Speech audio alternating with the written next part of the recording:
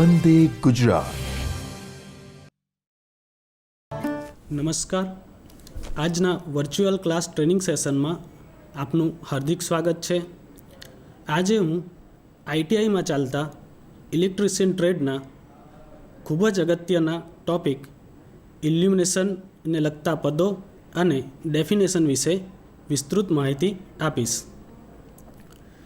Illumination એટલે generally પ્રકાશ, પરંતુ પ્રકાશ અને ઇલ્યુમિનેશન વચ્ચે ઘણો તફાવત છે. ઇલ્યુમિનેશન એ અસર છે, જ્યારે પ્રકાશ એ કારણ છે. ઉદાહરણ તરીકે કે ચંદ્ર પૃથ્વીને ઇલ્યુમિનેટ કરે છે, જે પ્રકાશ સૂર્ય દ્વારા ઉત્પન્ન કરવામાં આવે છે અથવા તો ઉત્સર્જિત કરવામાં આવે છે. સૂર્ય એ પ્રકાશનો મોટામાં મોટો સ્ત્રોત છે. જેને લગતા ટોપિકો વિશે, ઇલ્યુમિનેશનને લગતા ટોપિકો વિશે આપણે પીપીટી દ્વારા વિસ્તૃત માહિતી મેળવીશું. એમાં પહેલું છે પ્રકાશ. બીજી ટર્મ્સ છે ઇલ્યુમિનેશનને લગતા પદો, જેમાં પ્લેન એંગલ, સોલિડ એંગલ, પ્રકાશ. નેક્સ્ટ ઇલ્યુમિનેશન ફ્લક્સ, દીપ્તિ તીવ્રતા અથવા તો ઇન્ટેન્સિટી, કેન્ડલ પાવર, લ્યુમેન, દીપ્તિ, foot candle, lux, mean horizontal candle power, mean spherical candle power, brightness અથવા તો ચળકાટ, નીટ, સ્ટીલ્બ, રિડક્શન ફેક્ટર. ઇલ્યુમિનેશનને લગતા નિયમો, જેમાં છે વ્યસ્ત વર્ગનો નિયમ, કોસાઇનનો નિયમ, સારી પ્રકાશ વ્યવસ્થાની જરૂરિયાત, પ્રકાશ વ્યવસ્થાના પ્રકારો, ફ્લડ લાઇટિંગ, ઇલ્યુમિનેશનની ગણતરી, જેની અંદર છે અંતર ઊંચાઈ ગુણોત્તર, ઉપયોગિતા ગુણાંક, ડેપ્રિસિએશન ફેક્ટર, બિન ઉપયોગી પ્રકાશ ગુણાંક. હવે એ ટોપિક વિશે વિસ્તૃત માહિતી મેળવીશું, જેમાં ફર્સ્ટ છે પ્રકાશ. પ્રકાશ એ ઉર્જાનું એક સ્વરૂપ છે. સૂર્યમાંથી ઉર્જાનું સતત રેડિયેશન થયા કરે છે. આકૃતિમાં જોઈ શકીએ છીએ કે સૂર્ય દ્વારા રેડિયેશન થાય છે અથવા તો પ્રકાશ ઉત્પન્ન થાય છે, જે પૃથ્વી પર પ્રકાશ રૂપે પડે છે. આ રેડિયેશન વીજ ચુંબકીય તરંગો દ્વારા થાય છે. આ તરંગોની વેલિસિટી 3 × 10⁸ મીટર પર સેકન્ડ છે, જ્યાં ફ્રીક્વન્સી f, વેલોસિટી v તથા વેવલેન્થ ડેલ્ટાનો સંબંધ નીચે મુજબ છે. ડેલ બરાબર v/f, જ્યાં v વેલોસિટી છે અને f ફ્રીક્વન્સી છે. પ્રકાશ એ ચુંબકીય તરંગોનો એક નાનકડો ભાગ છે, જે માનવ આંખમાં જોવાની સંવેદના ઉત્પન્ન કરે છે. આકૃતિમાં જોઈ શકીએ છીએ કે સૂર્ય દ્વારા લાઇટનું રેડિયેશન થાય છે, જે કોઈક વસ્તુ પર પડે છે, જે આપણી આંખ દ્વારા એ વસ્તુ દેખાય છે, જેથી એ વસ્તુને આપણે સ્પષ્ટ રીતે જોઈ શકીએ છીએ, જેને પ્રકાશ કહેવાય છે. રેડિયેશન 4000 એંગસ્ટ્રોમથી 7500 એંગસ્ટ્રોમની વેવલેન્થના કિરણો પ્રકાશની અસર ઉપજાવે છે. મનુષ્યની આંખ 5500 એંગસ્ટ્રોમ વેવલેન્થના કિરણો પ્રત્યે ખૂબ જ સંવેદનશીલ હોય છે. આકૃતિમાં ગ્રાફમાં દર્શાવવામાં આવ્યું છે કે 4000 એંગસ્ટ્રોમથી 7000 એંગસ્ટ્રોમ સુધીના કિરણો આપણી માનવ આંખ જોઈ શકે છે, અને 5500 એંગસ્ટ્રોમ સુધીની તરંગો પ્રત્યે ખૂબ જ સંવેદનશીલ હોય છે. પ્રકાશથી ઓછી ફ્રીક્વન્સીવાળા તરંગોમાં ઇન્ફ્રારેડ તથા રેડિયો વેવ્સનો સમાવેશ થાય છે. પ્રકાશથી ફ્રીક્વન્સીવાળા તરંગોમાં અલ્ટ્રાવાયોલેટ રેઝ, એક્સરે તથા કોસ્મિક રેઝનો સમાવેશ થાય છે। આકૃતિમાં આપણે જોઈ શકીએ છીએ કે વેવલેન્થ 4000 થી 7000 એંગસ્ટ્રોમ વચ્ચે જે પ્રકાશ છે તે માનવ આંખ જોઈ શકે છે। 4000 એંગસ્ટ્રોમથી વધુ ફ્રીક્વન્સીવાળા તરંગો અલ્ટ્રાવાયોલેટ કિરણો છે, જ્યારે ઓછી ફ્રીક્વન્સીવાળા તરંગો ઇન્ફ્રારેડ તરંગો છે। દૃશ્યમાન પ્રકાશ 7 રંગોનો બન્યો હોય છે। આકૃતિમાં આપણે જોઈ શકીએ છીએ કે પ્રકાશ દ્વારા પ્રિઝમ એ કલરનું વિભાજન કરે છે, જે 7 કલરોમાં વિભાજિત થાય છે, જ્યાં લાલ કલરની વેવલેન્થ સૌથી ઓછી હોય છે, જ્યારે જાંબલી કલરની વેવલેન્થ સૌથી વધુ હોય છે।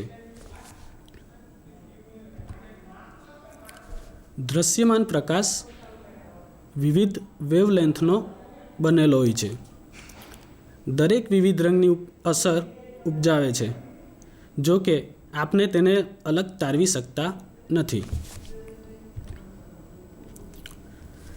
હવે પછીનો ટોપિક છે ઇલ્યુમિનેશનને લગતા પદો, જેમાં લઈશું પ્લેન એંગલ। પ્લેન એંગલ એટલે એક જ પ્લેનમાં બે સીધી રેખાઓ દ્વારા એક બિંદુએ રચાતો ખૂણો। આકૃતિમાં આપણે જોઈ શકીએ છીએ કે બે રેખાઓ એ બી ખૂણો ઓ આગળ થીટા દ્વારા ખૂણો બનાવે છે, જે ખૂણો એ ઓ બી બને છે, જ્યાં ઓ એ આર ત્રિજ્યા છે અને એ બી આર્ક છે। તેનો એકમ રેડિયન છે, તેને થીટાથી દર્શાવવામાં આવે છે। Next, solid angle. સ્પેસમાં અમુક ક્ષેત્રફળ દ્વારા બનતા ખૂણાને સોલિડ એંગલ કહીએ છીએ। સોલિડ એંગલને ઓમેગા દ્વારા દર્શાવવામાં આવે છે, તેનો એકમ સ્ટેરાડિયન છે।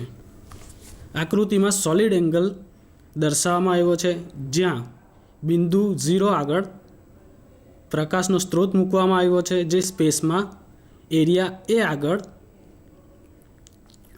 સોલિડ એંગલ બનાવે છે, જેને ઓમેગાથી દર્શાવવામાં આવે છે। સોલિડ એંગલ બરાબર ક્ષેત્રફળના છેદમાં આર સ્ક્વેર। સોલિડ એંગલ બરાબર ક્ષેત્રફળ બરાબર છે એ, જ્યારે ત્રિજ્યા છે આર, માટે સોલિડ એંગલ બરાબર થશે એ ભાગ્યા આર સ્ક્વેર। હવે લઈશું પ્રકાશ। તો રેડિયેટ એનર્જીનો જે ગોળો માનવ આંખને સંવેદના કરાવી શકે તેને પ્રકાશ તરીકે ઓળખવામાં આવે છે। તેને ક્યુ વડે દર્શાવવામાં આવે છે, તેનો એકમ લ્યુમેન અવર છે।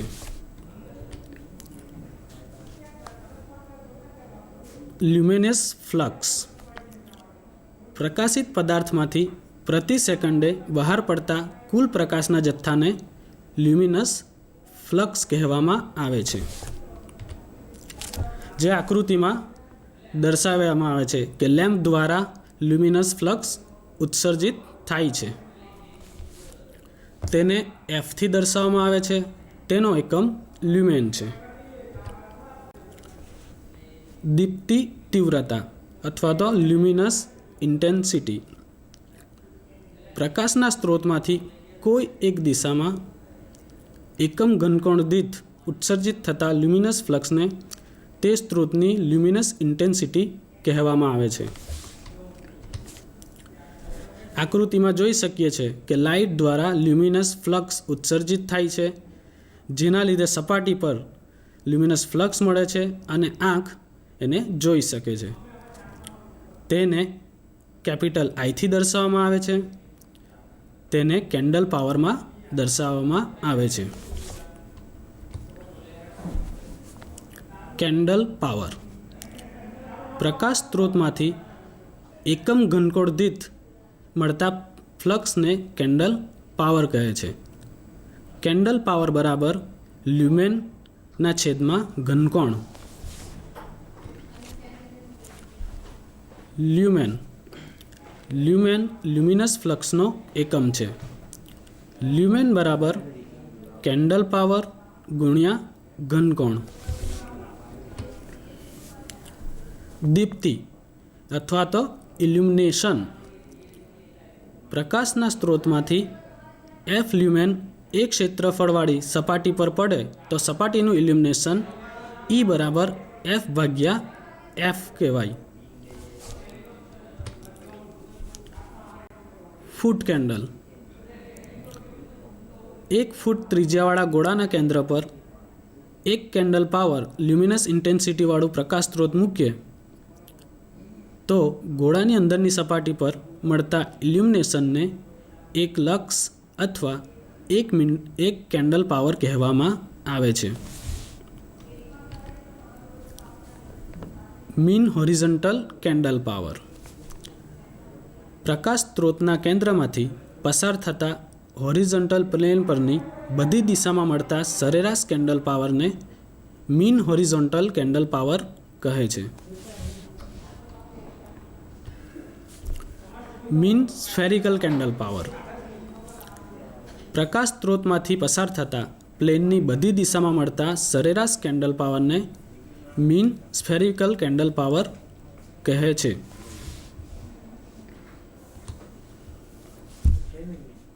બ્રાઇટનેસ અથવા તો ચળકાટ. લંબ દિશામાં આવેલી એકમ પ્રોજેક્ટેડ સપાટી પર મળતી દીપ્તિ તીવ્રતાને બ્રાઇટનેસ કહે છે. તેને L દ્વારા દર્શાવવામાં આવે છે અને તેનો એકમ લિમ્બર્ટ છે. નીટ. 1 વર્ગ મીટર સપાટી પરનું ઇલ્યુમિનેશન એક કેન્ડલ હોય તો બ્રાઇટનેસ 1 નીટ છે એમ કહેવાય. બ્રાઇટનેસ અથવા ચળકાટ. Reduction factor. રિડક્શન ફેક્ટર બરાબર મીન સ્ફેરિકલ કેન્ડલ પાવર ના છેદમાં મીન કેન્ડલ પાવર. હવે જોઈશું ઇલ્યુમિનેશનના નિયમો, જેમાં મુખ્ય 2 નિયમો છે: વ્યસ્ત વર્ગનો નિયમ અને કોસાઇનનો નિયમ.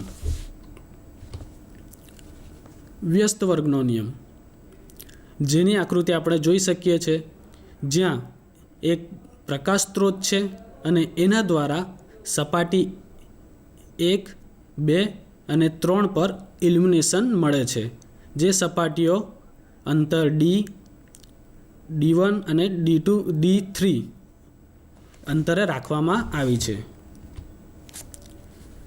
સપાટી A1 પરનું ઇલ્યુમિનેશન E1 બરાબર I ઓમેગાના છેદમાં A1, જ્યાં A1 બરાબર ઓમેગા D² છે. A1 ક્ષેત્રફળની સપાટી છે, માટે E1 બરાબર I ઓમેગાના છેદમાં ઓમેગા D². A1ની જગ્યાએ આપણે ઓમેગા D² ની વેલ્યુ મૂકી છે, માટે E1 બરાબર Iના છેદમાં D², ડિસ્ટન્સ. હવે સપાટી A2 પરનું ઇલ્યુમિનેશન. સપાટી A2 પરનું ઇલ્યુમિનેશન E2 બરાબર થશે Iના છેદમાં 2D². તે જ રીતે સપાટી A3 પરનું ઇલ્યુમિનેશન થશે E3 બરાબર Iના છેદમાં 3D². સમીકરણો E1, E2 અને E3 પરથી E1 જેમ E2 જેમ E3 બરાબર Iના છેદમાં D² જેમ Iના છેદમાં 2D² જેમ Iના છેદમાં 3D². આમ પોઈન્ટ સોર્સમાંથી કોઈ સપાટીનું ઇલ્યુમિનેશન પ્રકાશ સ્ત્રોત અને સપાટી વચ્ચેના વ્યસ્તના વર્ગના પ્રમાણમાં હોય છે.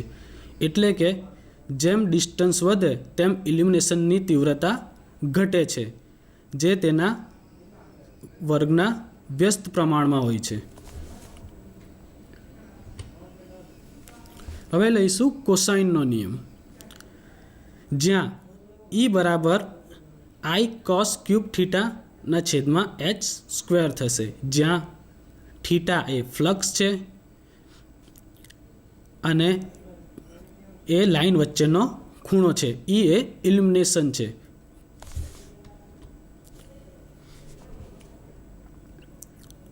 સારી પ્રકાશ વ્યવસ્થાની જરૂરિયાતો.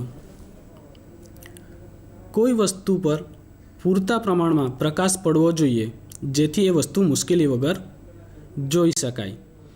એવું નહીં હોવું જોઈએ કે જ્યાં પ્રકાશ પડે છે અને કોઈક વસ્તુ બીજી જગ્યાએ મૂકી હોય તો એ આપણે પ્રકાશ નહીં પડતી હોય એ વસ્તુ આપણે જોઈ શકતા નથી. માટે તેનું વ્યવસ્થિત રીતે ઇલ્યુમિનેશન કરવું જોઈએ. સપાટી પર મળતું ઇલ્યુમિનેશન સમાન હોવું જોઈએ, એટલે કે પ્રકાશભેદ થવો ના જોઈએ. જો કે અમુક જગ્યાએ પ્રકાશભેદ જરૂરી છે. દાખલા તરીકે પ્રદર્શનમાં, હોટલમાં.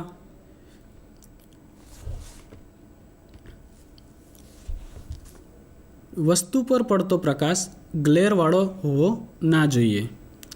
જો ગ્લેરવાળો હોય તો એ વસ્તુના લીધે પડછાયો ઉત્પન્ન થાય છે અને વસ્તુ વ્યવસ્થિત જોઈ શકાતી નથી. દાખલા તરીકે આર્ટ ગેલેરીમાં પડછાયાનું અમુક અંશે મહત્ત્વ હોય છે.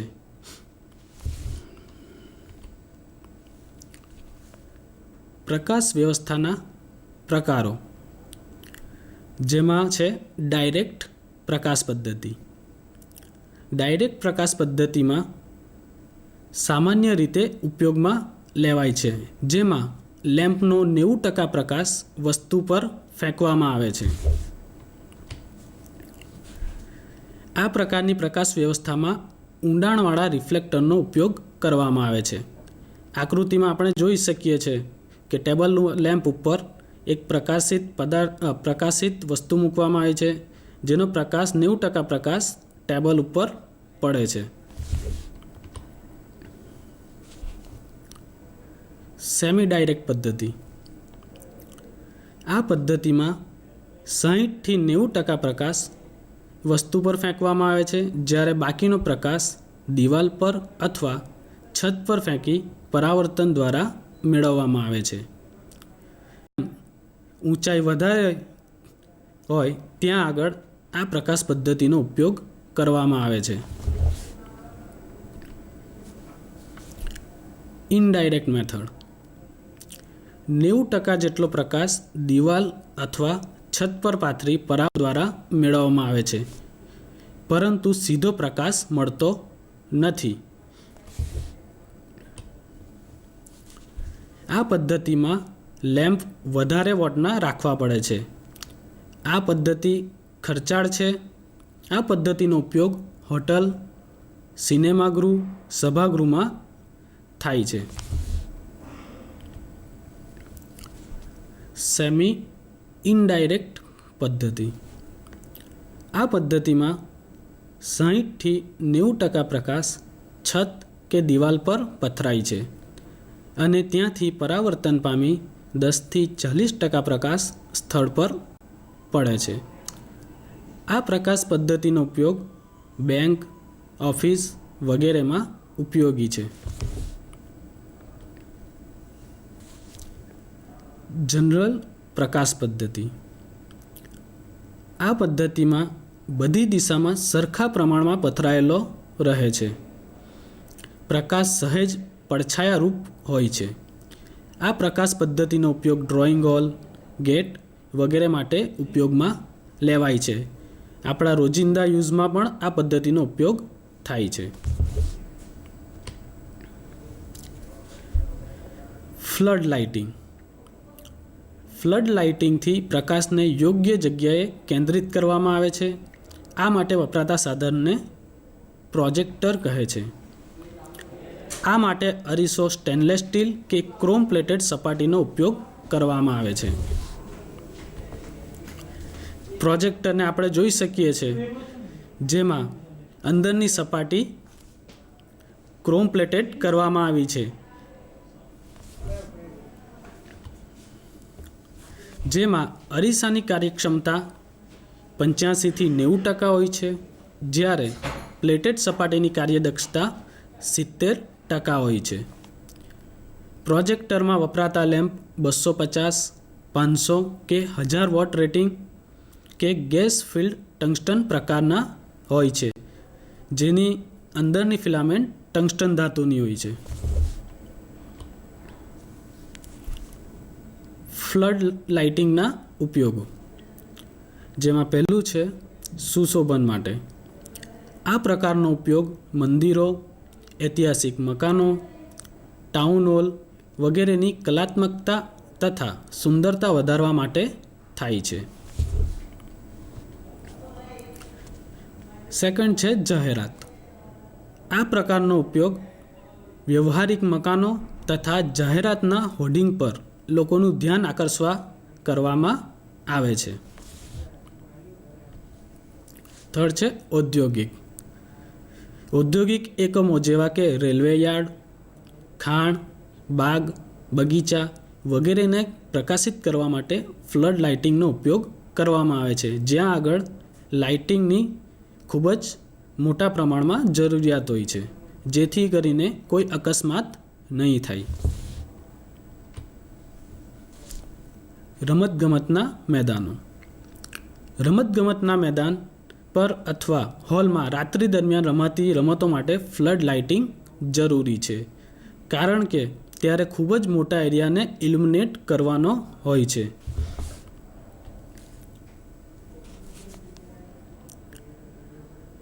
હવે ઇલ્યુમિનેશનને અસર કરતા પરિબળો જે નીચે મુજબ છે: અંતર ઊંચાઈ ગુણોત્તર, ઉપયોગિતા ગુણાંક, ડેપ્રિસિએશન ફેક્ટર, બિન ઉપયોગી પ્રકાશ ગુણાંક, જેના વિશે વિસ્તૃત માહિતી મેળવીશું. પહેલું છે અંતર ઊંચાઈ ગુણોત્તર. આકૃતિમાં આપણે જોઈ શકીએ છીએ કે છતમાં એક કરતાં વધારે લેમ્પ રાખવામાં આવ્યા છે. જ્યાં આગળ એક કરતાં વધુ લેમ્પ હોય ત્યારે આ જરૂરી છે.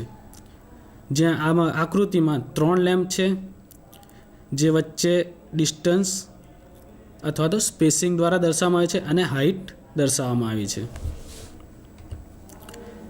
અંતર ઊંચાઈ ગુણોત્તર બરાબર બાજુના 2 લેમ્પ વચ્ચેનું અંતરના છેદમાં કાર્યસ્થળથી લેમ્પની ઊંચાઈ. સારું ઇલ્યુમિનેશન માટે આ ગુણોત્તરની કિંમત 1 અને 2ની વચ્ચે રાખવી જોઈએ. ઉપયોગિતા ગુણાંક. લેમ્પનો બધો જ પ્રકાશ જમીન પર પડતો નથી. અમુક પ્રકાશ છત, દિવાલ વગેરે પર ફેલાય છે. ત્યાંથી પરાવર્તન પામીને અમુક જ પ્રકાશ ઉપયોગી સ્વરૂપે મળે છે. કાર્ય સપાટીને મળતા લ્યુમેન અને લેમ્પ દ્વારા આપવામાં પડતા લ્યુમેનના ગુણોત્તરને ઉપયોગિતા ગુણાંક કહેવામાં આવે છે. ઉપયોગિતા ગુણાંક બરાબર કાર્ય સપાટીને મળતા લ્યુમેનના છેદમાં લેમ્પ દ્વારા આપવામાં આવતા લ્યુમેન. ઉપયોગિતા ગુણાંક નીચેના ઘટકો પર આધારિત છે, જેમાં પહેલું છે કાર્ય સપાટીનું ક્ષેત્રફળ, કાર્ય સપાટીથી લેમ્પની ઊંચાઈ, પ્રકાશ વ્યવસ્થાનો પ્રકાર, આજુબાજુની દિવાલનો રંગ. જેની વિસ્તૃત માહિતી મેળવીશું, જેમાં છે પહેલું ડેપ્રિસિએશન ફેક્ટર. ડેપ્રિસિએશન ફેક્ટર એટલે પ્રકાશનો સ્ત્રોત નવો હોય ત્યારે તેમાંથી વધારે પ્રકાશ મળે છે. સમય જતાં તેની કાર્યદક્ષતા ઘટે છે. ઉપરાંત તેની સપાટી પર ધૂળના રજકણો વગેરે જામે છે, જેથી તેમાંથી બહાર પડતો પ્રકાશ ઓછો થાય છે. આ ઉપરાંત દિવાલ, છત વગેરે પર પણ ધૂળ, કચરો વગેરે જામે છે, તેથી પ્રકાશ શોષાય છે અને પરાવર્તન ઓછું થાય છે. ડેપ્રિસિએશન ફેક્ટરની વ્યાખ્યા. ડેપ્રિસિએશન ફેક્ટર બરાબર સામાન્ય કાર્યસ્થિતિમાં લેમ્પ દ્વારા આપતા લ્યુમેનના છેદમાં લેમ્પ, ફિટિંગ, દિવાલ સ્વચ્છ હોય ત્યારે મળતા લ્યુમેન. જેની બીજી વ્યાખ્યા છે ઇન્સ્ટોલેશન નવું હોય અને દિવાલો સ્વચ્છ હોય ત્યારે મળતું ઇલ્યુમિનેશનના છેદમાં ઇન્સ્ટોલેશન જૂનું થાય ત્યારે મળતું ઇલ્યુમિનેશન.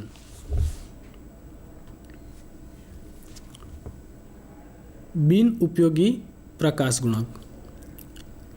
મોટી સપાટીના ઇલ્યુમિનેશન માટે એક કરતાં વધારે બલ્બ અમુક અંતર રાખવામાં આવે છે, જે આકૃતિમાં આપણે જોઈ શકીએ છીએ.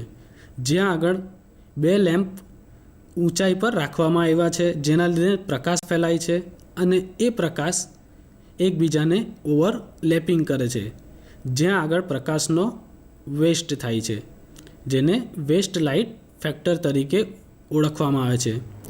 એ પ્રકાશનો ઉપયોગી નથી. આજના આ સેશન દરમિયાન આપણે ઇલ્યુમિનેશનને લગતા પદો, પ્રકાશ, ડેફિનેશન અને તેના નિયમો વિશે જાણકારી મેળવી. આજનું આ સેશન અહીં સમાપ્ત થાય છે. Thank you.